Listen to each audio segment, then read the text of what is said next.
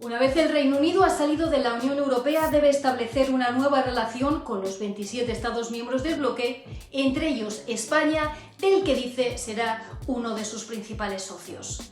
Durante siglos, las relaciones entre Londres y Madrid han sido muy estrechas en todos los niveles, desde el comercial y político hasta el cultural. Pero lo cierto es que el Brexit sí cambia las cosas, y mucho, porque se ha terminado con la libertad de movimiento.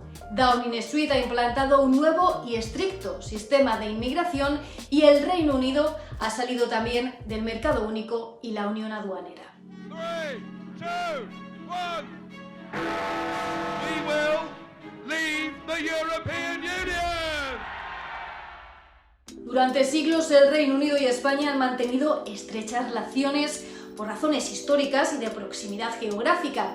Las cifras hablan por sí solas. España tiene una de las mayores colonias británicas y más de 360.000 ciudadanos del Reino Unido residentes en nuestro país ya han regularizado su situación, al igual que los alrededor de 250.000 españoles que viven en suelo británico. Gracias al acuerdo de divorcio firmado entre Londres y Bruselas, los ciudadanos residentes que realicen los trámites necesarios mantendrán sus derechos como hasta ahora, entre ellos el acceso a la sanidad pública.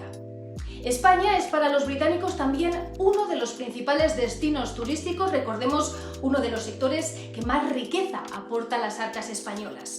En 2019 recibimos a 18 millones de británicos que gastaron alrededor de 18.000 millones de euros, lo que supuso un 1,5% del Producto Interior Bruto español. Con el Brexit, ¿los viajes se van a mantener?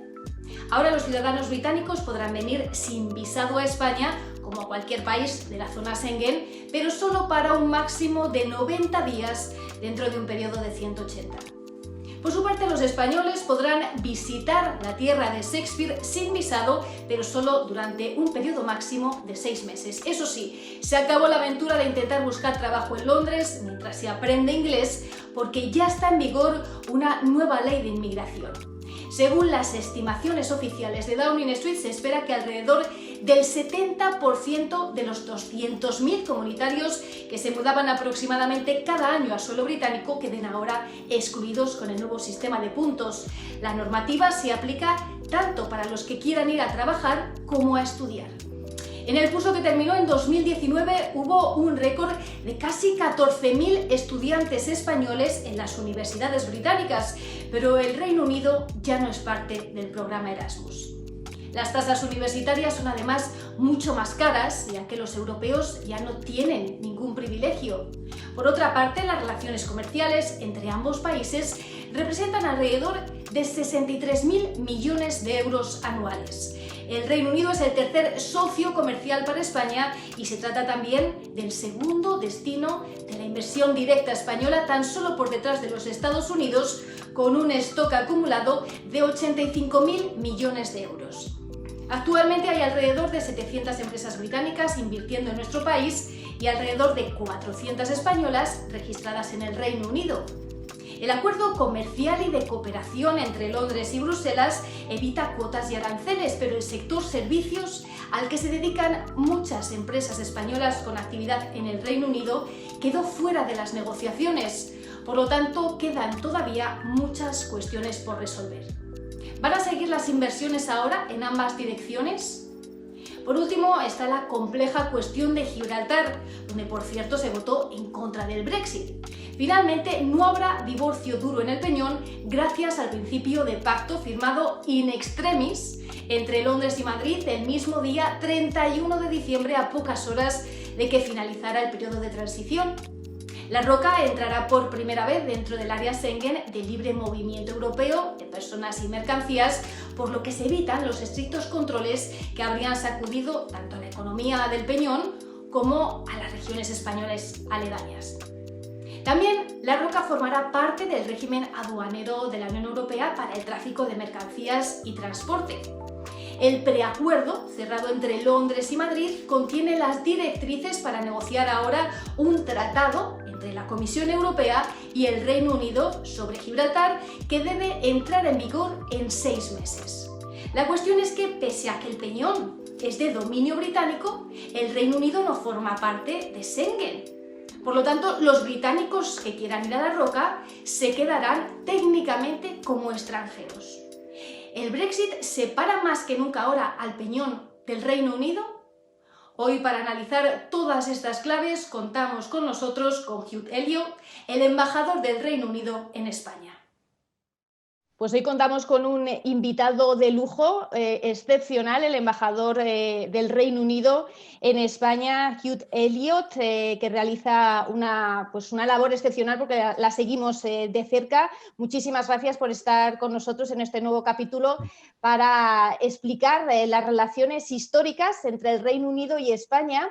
Unas relaciones que duran siglos, que tratan todos los puntos desde el ámbito político, económico, comercial, cultural, y que ahora, bueno, pues muchos se preguntan qué va a pasar una vez el Reino Unido ha abandonado ya efectos prácticos la Unión Europea. A mí me gustaría empezar a preguntarle por una de las cuestiones que más preocupa, y es qué va a pasar con los ciudadanos residentes. Al fin y al cabo, es cierto que se ha acordado los ciudadanos residentes, tanto los españoles en el Reino Unido como los británicos en España, van a poder tener sus derechos como hasta ahora, entre otras cosas, algo tan importante como el acceso a la sanidad. Sin embargo, en uno de los capítulos ya previos explicábamos que hay una letra pequeña, y en este sentido, pues van a cambiar las cosas desde el punto de vista en el que un español residente en el Reino Unido que salga durante 5 años de manera continuada del Reino Unido, pues si quiere volver en un futuro ya ha perdido todos sus derechos y tendría que volver bajo las estrictas reglas del nuevo sistema de inmigración. En este sentido, muchos se preguntan, ¿realmente se han defendido los derechos de los ciudadanos residentes como se prometió? Hola, pues Celia, buenas tardes, y es un placer para mí estar con vosotros esta tarde para hablar de estos temas tan importantes y me alegro mucho que hayas comenzado con los ciudadanos, porque es donde se comenzaron estas negociaciones. Por eso en muchos aspectos, si no somos los ciudadanos, no somos nadie. Es lo más importante, trabajamos para los ciudadanos. Yo creo que sí, que se ha conseguido proteger a los derechos de los ciudadanos. Yo creo que se ha hecho un gran labor al respecto, y eso, por supuesto, fue el trabajo del acuerdo de salida.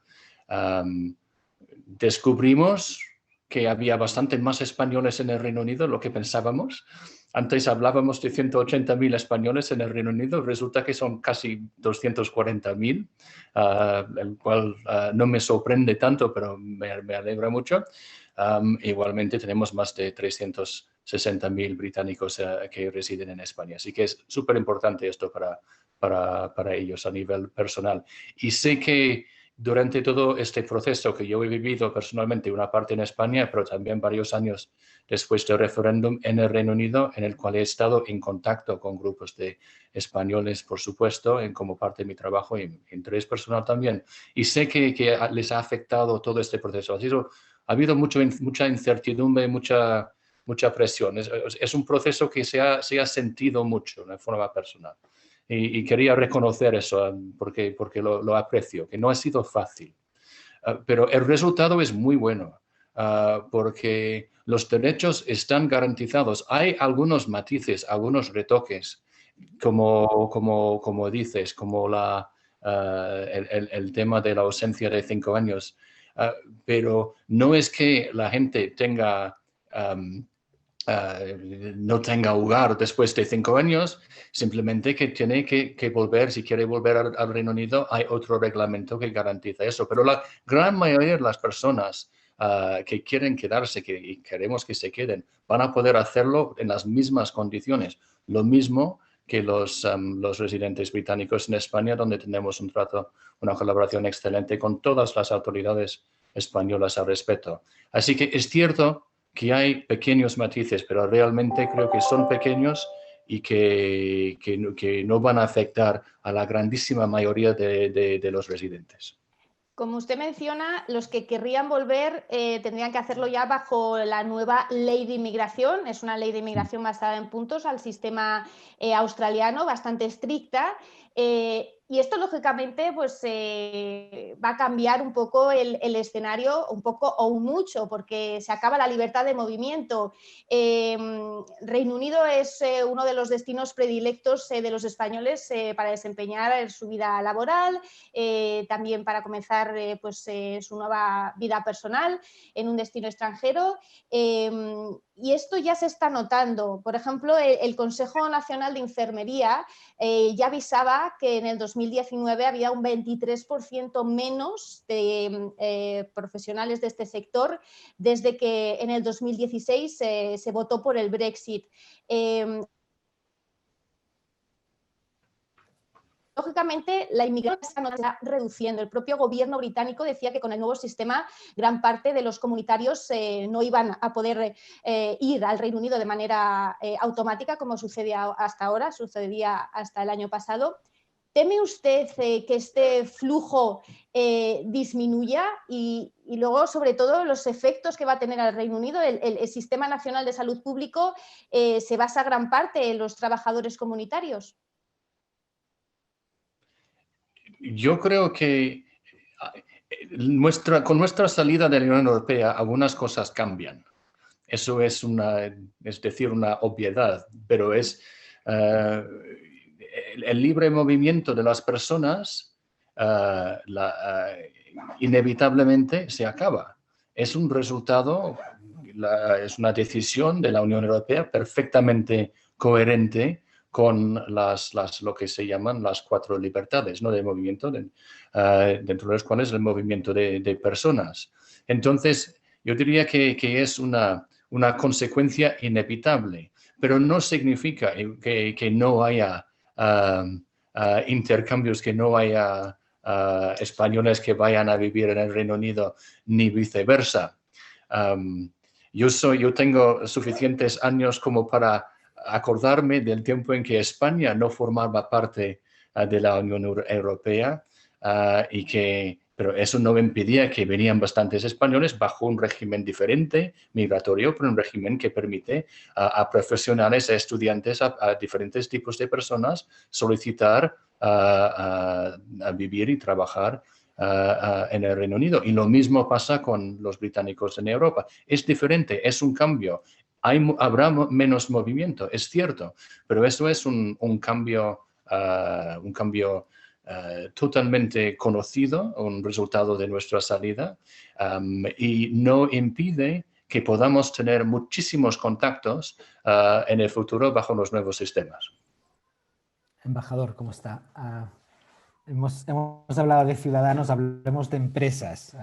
Como sabe perfectamente, hay importantes empresas españolas con intereses muy fuertes en Reino Unido: Ferrovial, ACS, Santander, Inditex, Telefónica, muchas más.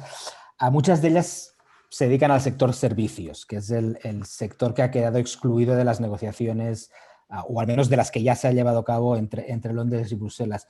¿Cómo cree que les afecta la nueva situación y se teme que estas empresas potencialmente puedan dejar de ver en Reino Unido un mercado prioritario?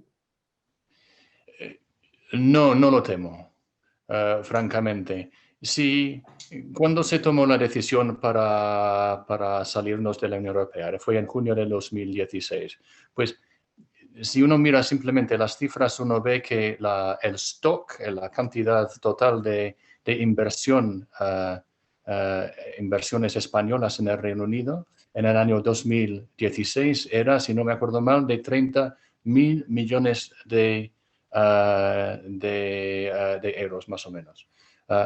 En los 3 años hasta 2019, que son las cifras más recientes, subió a 50.000 millones. O sea, a sabiendas de nuestra salida de la Unión Europea, las inversiones, el stock de inversiones españolas casi ha duplicado. Luego,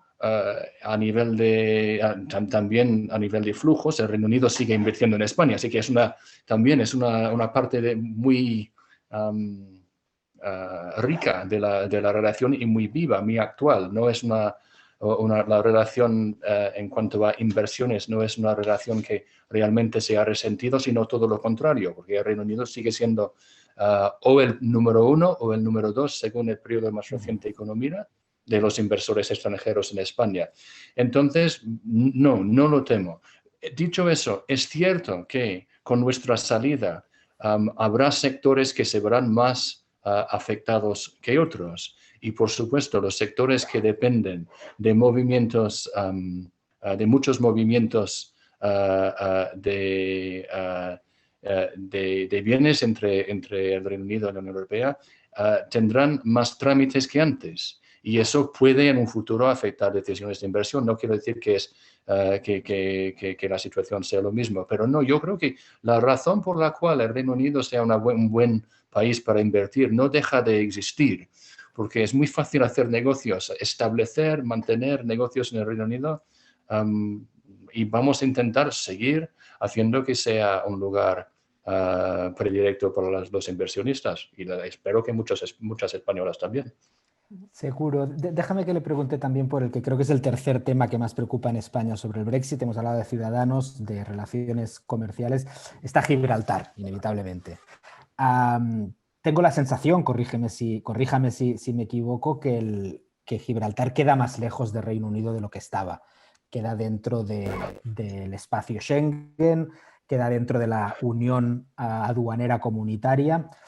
A corto plazo, ¿cómo cree que eso cambia las relaciones entre Reino Unido y España y Gibraltar? Y a largo plazo, ¿cree que eso puede tener implicaciones más serias hasta el punto de una hipotética salida de Gibraltar del Reino Unido? Pues yo creo que lo mismo que el tratado de cooperación y el acuerdo de cooperación y comercio entre la Unión Europea y el Reino Unido es un buen acuerdo, y es bueno tener la certidumbre, toda la certidumbre que eso prevé para las personas y las empresas. También el principio de acuerdo que se acordó a altas horas de la madrugada el día de la Nochevieja, es un buen acuerdo tanto para España como para el Reino Unido como para Gibraltar, porque reconoce la situación diferencial de Gibraltar, que es una realidad física que es innegable. Establece, por supuesto, todo esto tiene que plasmarse en un tratado, y las negociaciones ya van a empezar para ese efecto, pero es un acuerdo muy positivo, muy bueno para todas las partes. Y dicho sea de paso, es un acuerdo que quisiera resaltar, demuestra que los acuerdos no tienen que ser no sé cómo se dice en español, de suma cero. No, las negociaciones no tienen que ser de suma cero, no tiene que ver si alguien gana 5, otro pierde 5, no. Todos pueden ganar con los acuerdos, siempre que hay confianza y compromiso mutuo. Y es cierto que lo que se contempla en el principio de acuerdo que se alcanzó es un acercamiento a través de un favorecimiento de la movilidad tanto de personas como de bienes entre Gibraltar y el espacio Schengen. Eso es cierto, y pensamos que esa fluidez, esa movilidad puede beneficiar tanto a Gibraltar como al campo de Gibraltar y a España. Entonces, sí será una relación diferente entre Gibraltar y espacio Schengen, por supuesto, pero es una relación muy adecuada a la realidad y a los tiempos que vivimos del siglo XXI, yo creo. Embajador, en las relaciones bilaterales, Londres y Madrid también de alguna manera están conectadas por la amenaza secesionista. En España tenemos la amenaza catalana y en el Reino Unido tenemos la amenaza de Escocia. Dentro de muy pocas semanas los catalanes van a celebrar elecciones, y dentro de pocos meses los escoceses también van a celebrar elecciones en un escenario en que todas las encuestas ahora mismo dan mayoría a los independentistas de Nicola Sturgeon, y en la que todas las encuestas desde hace ya semanas consecutivas del independentismo escocés, que recordemos celebró un histórico referéndum en el 2014 donde salió el no a la separación de Escocia del Reino Unido. En cualquier caso, ahora el contexto es muy distinto. Los escoceses votaron mayoritariamente en contra del Brexit y ahora dicen que las reglas del juego han cambiado. Nicola Sturgeon sí que es cierto que de manera al menos pública defiende que hay unas reglas de juego y que ya no quiere seguir pues el modelo que en su momento aplicaron los catalanes con un referéndum ilegal, pero sí hay fuertes presiones por parte de su partido para que en caso de que Londres se niegue, así lo haga. Nicola Sturgeon defiende además que si es votada mayoritariamente en las urnas, tiene un mandato soberano para de nuevo celebrar un plebiscito de independencia. En este caso, ¿qué margen de maniobra tiene Downing Street para negarse a celebrar de nuevo una consulta? Celia, es un tema muy sensible, por supuesto, y sé que hay posiciones muy diferenciadas, pero es una cuestión a la vez muy sencilla. Hubo un referéndum en el año 2014, un referéndum legal aprobado bajo el Acta de Escocia, que prevé que el Parlamento del Reino Unido tiene que aprobar la celebración de un tal referéndum. Y el resultado era tajante: 55% de los escoceses votaron a favor de la permanencia en el Reino Unido. Si hay una crítica que yo he escuchado muchísimo desde que he empezado este trabajo, es por qué se ha celebrado el referéndum, que no se tiene que celebrar los referéndum cada 2 por 3, que es un procedimiento que se tiene que reservar para momentos de gran importancia y usar con muchísimo cuidado. En el 2014, el referéndum se acordó, todas las partes acordaron que iba a ser un referéndum para una vez en una generación. Se celebró, hubo un resultado y ese es el resultado. Así que yo creo que la cuestión es, a pesar de cualquier comentario, cualquier opinión de que hoy hay tal opinión o hoy las encuestas dicen tal y mañana dirán otra cosa, el resultado está claro y la cuestión está cerrada. Quería terminar también preguntándole sobre los estudiantes. Ha causado pues, bastante shock y pena el hecho de que el Reino Unido salga del programa Erasmus, un programa tan exitoso. En el curso que terminó el 2019 hubo un récord de estudiantes españoles en los centros del Reino Unido. Ahora todo va a cambiar, entre otras cosas porque necesitan un visado de estudiantes, entre otras cosas porque las tasas universitarias ya no van a ser igual que la de los británicos, van a ser muchísimo más caras. De manera muy breve le quería preguntar, ¿cree que va a haber los estudiantes, al fin y al cabo la educación, el futuro estamos hablando? No sé si he escuchado bien la pregunta porque hubo un pequeño... Sí, ¿cree que va a haber en este nuevo contexto un descenso de estudiantes comunitarios en general y particularmente españoles para aplicar en el Reino Unido para poder estudiar allí?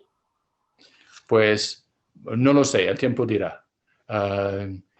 Yo dejé de hacer predicciones sobre cualquier cosa relacionada con nuestra salida a la Unión Europea, salvo que siempre he dicho que habría acuerdo. Dije que habría acuerdo de salida y siempre dije que habría acuerdo sobre la relación futura, cuando muchísimos me estaban diciendo que mi gobierno no quería ningún tipo de acuerdo. Y así que, pero más allá de las predicciones, lo que sí queremos es que los intercambios estudiantiles sigan y prosperen. Y si bien es cierto que hemos salido de Erasmus y sé que es un programa totémico y es un nombre muy conocido, pero no es que salgamos de los intercambios estudiantiles, más bien vamos a reforzar a nivel británico el compromiso hacia las becas para los estudiantes británicos que vayan al exterior. Por lo tanto, establecemos un esquema que se llama The Turing Scheme, nombrado por Alan Turing, un famoso matemático británico, hecho más famoso aún en Descifrando Enigma con Benedict Cumberbatch, creo.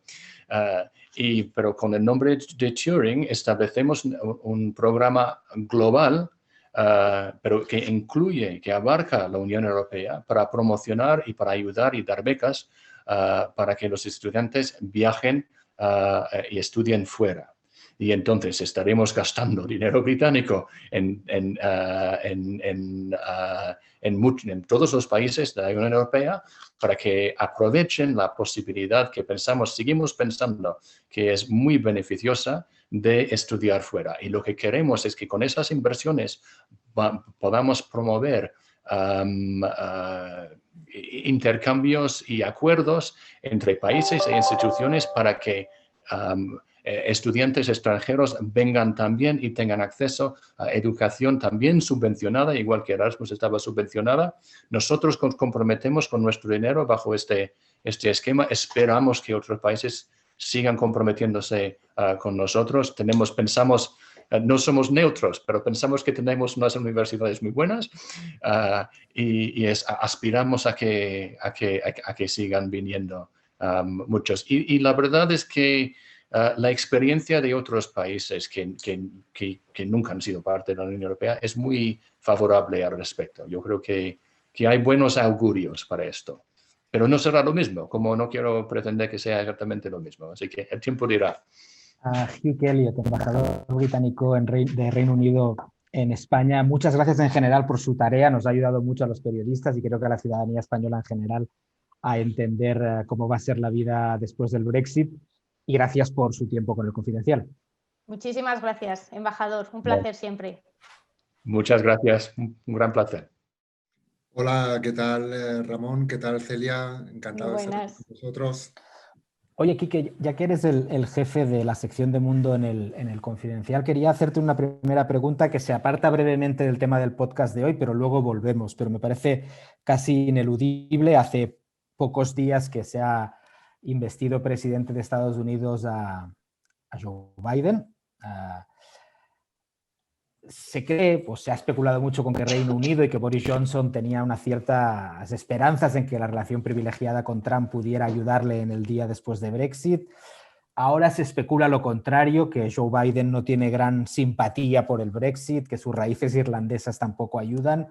Quería preguntarte, primero en términos generales, la nueva presidencia de Estados Unidos con el Brexit, y luego más en concreto, si le ves derivadas españolas, si crees que esa nueva presidencia también tendrá implicaciones en la relación futura de Reino Unido con la Unión Europea y con España en concreto. Pues efectivamente, Ramón, parece ser que la actualidad geopolítica se ha alineado de una forma que nos hace coincidir las noticias de una forma a veces sorprendente. En este caso, poco después de la ejecución definitiva del Brexit, nos encontramos con una transición de poder en Estados Unidos, una transición que además no ha sido normal, no ha sido la transición clásica y por eso quizá no hayamos podido ver todavía en estos días las prioridades que va a tener Joe Biden con respecto a Europa, con respecto al Reino Unido y en general con su agenda global. Pero dicho esto, también ya hemos visto algunos indicios de que efectivamente Joe Biden va a ser uno de los presidentes más europeístas que han estado en la Casa Blanca, ya no solo por sus raíces irlandesas, sino por su forma de entender la política internacional. Él es un multilateralista convencido, fue presidente de la Comisión de Asuntos Exteriores del Senado, tiene una larga experiencia internacional y comprende cómo la realidad política global se maneja ahora más en bloques. En este sentido, para Estados Unidos, por mucho que exista esa relación especial histórica con Reino Unido, le va a ser mucho más efectivo y va a ser mucho más relevante para ellos acordar políticas comunes con la Unión Europea, que al fin y al cabo es el actor de referencia en el continente para enfrentar los retos globales. Estoy hablando desde la emergencia climática, al auge de China, a la seguridad global, a la migración, etc. Entonces ahí vamos a ver efectivamente un efecto secundario del Brexit de cómo va a terminar esa relación entre Estados Unidos y el Reino Unido. Y la derivada española, pues ahí hay una oportunidad, porque si durante muchos años Estados Unidos siempre utilizó a Londres como su socio de preferencia y su interlocutor más cercano en asuntos europeos, ese espacio con el Reino Unido fuera de la ecuación de la Unión Europea queda un poco vacante. Y bueno, España después de Reino Unido quizás sea o es el país con más vínculos con Estados Unidos. Más vínculos pasados, más vínculos presentes. Ya no solo hay una conexión histórica, sino que también hay una conexión de interés geopolítico muy grande en la zona de América Latina, donde además Estados Unidos y España comparten ciertas agendas. De cómo el gobierno de Pedro Sánchez gestione políticamente tanto su influencia a través de los órganos europeos en Bruselas, como la mano izquierda para tratar los asuntos bilaterales con Estados Unidos, donde habrá conversaciones sobre Marruecos, sobre las bases y sobre otros muchos asuntos, pues veremos si hay espacio y margen de maniobra para lograr una influencia mucho mayor con Estados Unidos, y evidentemente eso un poco relanzaría nuestro perfil también en la Unión Europea y en el tablero global. Oye, por volver al tema de este episodio, que son las relaciones entre España y Reino Unido, Celia, tú estás en Londres, Quique, tú estás en Madrid.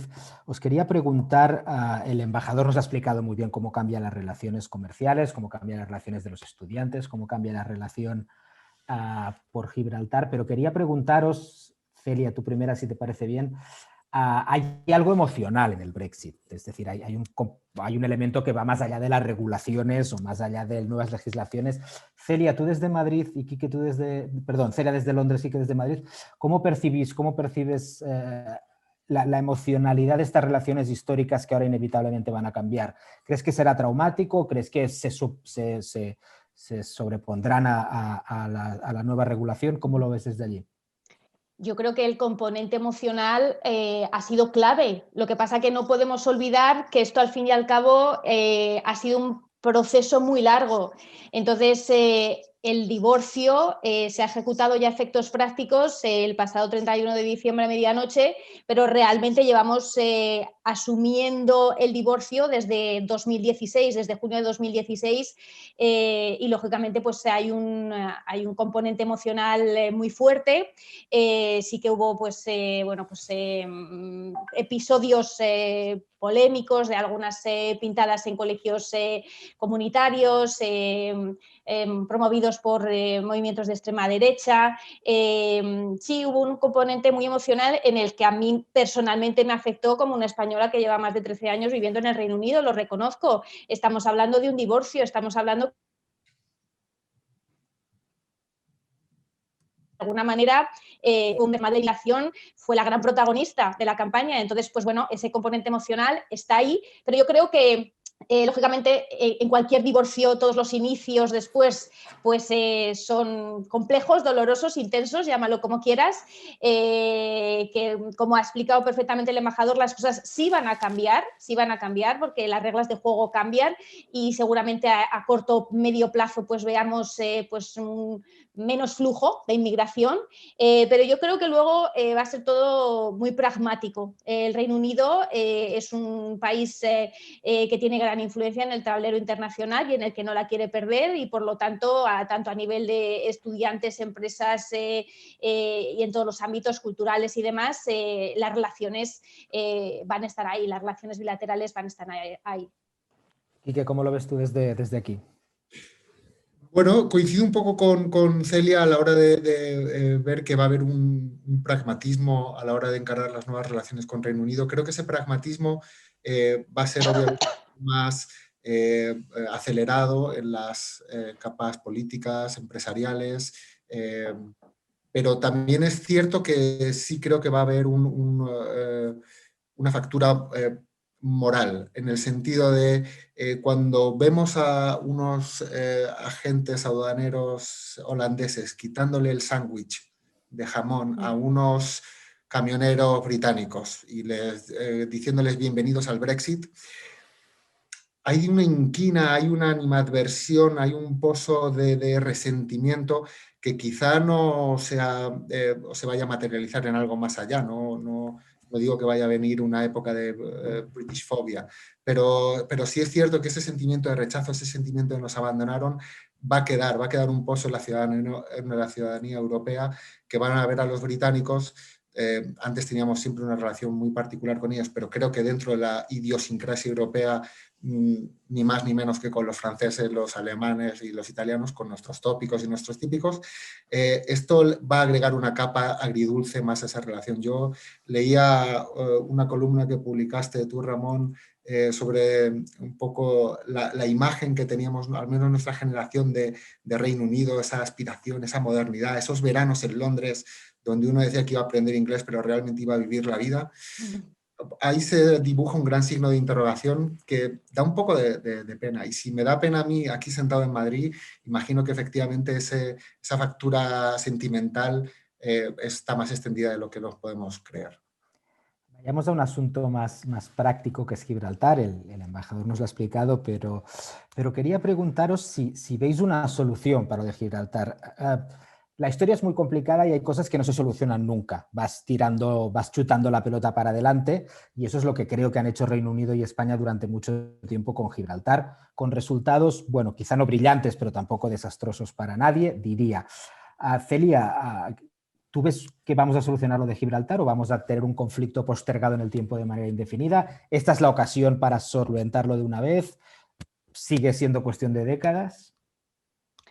Pues a ver, yo creo que el tema de Gibraltar es un tema muy complejo. O sea, es fácil decir al gobierno que ha perdido una oportunidad única e histórica para reclamar la soberanía con el tema del Brexit, que era algo único, pero no nos podemos olvidar que cada día pasan 15.000 personas a un lado y otro de la frontera, y por lo tanto es una cuestión que no solo afecta a Gibraltar, sino a muchos españoles que también están viviendo a un lado y a otro de la línea. Entonces, eso es un tema que, bueno, en cuestión pragmática, pues supongo que ha sido complejo llegar a este acuerdo para que de alguna manera las cosas funcionen. Pero yo creo que esto del Brexit, al final, el mayor beneficiado, cuando nos pensábamos que iba a ser todo lo contrario, es el propio Peñón.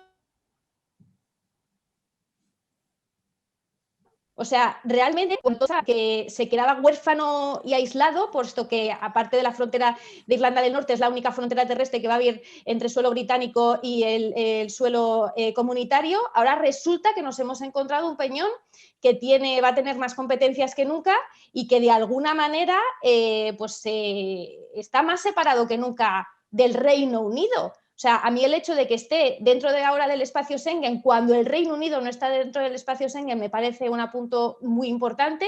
El hecho de que ahora esté supeditado a determinadas cuestiones de la unión aduanera me parece un aspecto muy importante, porque de alguna manera Gibraltar ya no necesita tanto a ese Reino Unido para estar dentro de esa relación especial que tenía en la Unión Europea. Entonces, yo creo que esto es una cuestión súper compleja y que cualquier avance en un escenario o en otro va a durar años, siglos, pero yo creo que es interesante valorarlo ya no desde el punto solo de si va a llegar un momento en el que Gibraltar, que cada vez va dando más pasitos, llegue un momento en el que diga que ya no quiere ser parte del Reino Unido. Seguramente tampoco querrá ser parte de España, pero a lo mejor ya va a querer estar fuera de ese paraguas británico, y el Brexit, insisto, cuando pensábamos que lo que le iba a perjudicar al Peñón, donde mayoritariamente se votó a favor de la Unión Europea, ahora resulta que yo creo que es un escenario que ha salido beneficiado. ¿Y qué? Efectivamente, ha sido una de las sorpresas de esta negociación que el Peñón haya, y me alegro además, porque efectivamente creo que lo más importante que hay en juego ahí es el trabajo y el día a día de los que sobreviven y los que hacen negocios en esa zona, y que su modo de vida y se veía amenazado, ¿no?, por todas estas conversaciones. Era uno de esos sitios, de esas fronteras donde podíamos ver un efecto realmente dramático. Entonces, creo que eso ha sido una noticia muy positiva. Ya sabemos que el Gibraltar tiene un componente más político que real. Creo que es una pelota donde caben metáforas, ambiciones, anhelos, pasiones de todo tipo, que según van cambiando los gobiernos, van jugando con esa pelota según les conviene. Entonces, como el punto de partida ha sido positivo para Gibraltar, creo que es una buena noticia. Como dice Celia, habrá que ver cómo evoluciona la situación. Hace poco, en una de sus últimas entrevistas, el negociador jefe del Brexit, el señor Barnier, que tenía con nuestro colega Nacho Alarcón en Bruselas, le comentaba que aún quedaban conversaciones muy sensibles sobre el Peñón. Es decir, quien crea que esto ha terminado, igual que el resto del Brexit, hay una gran parte que ya no interesará a la opinión pública en general porque pues, hemos pasado obviamente a otra fase, pero no está todo dicho. Nos hemos ido de tiempo, pero no me resisto a haceros una última pregunta en 3 fases. Os las voy a hacer a cada uno y os pediré un sí o un no a cada una de estas preguntas. Celia, ¿crees que en los próximos 5 años habrá un referéndum de independencia de Escocia? No lo descarto. ¿Quique? Yo creo que no. Celia, ¿ves a Escocia independiente del Reino Unido dentro de 10 años? No. ¿Quique? No. Entonces la última no os la hago, pero por no quitar suspense era, ¿creéis que la Unión Europea dará entrada a Escocia en caso de que declare su independencia? Pero si no va a ser independiente, no hace falta que os la haga. En caso de que fuera independiente, sí. Tampoco pensaba yo que iba a haber Brexit, ¿eh? O sea, Ramón, tampoco te fíes mucho de mis previsiones internacionales. Celia, corresponsal del Confidencial en Londres, Quique, jefe de Mundo del Confidencial, muchísimas gracias por este análisis y nos vemos en el próximo capítulo de este podcast. Gracias. Gracias, Ramón. Gracias, Celia.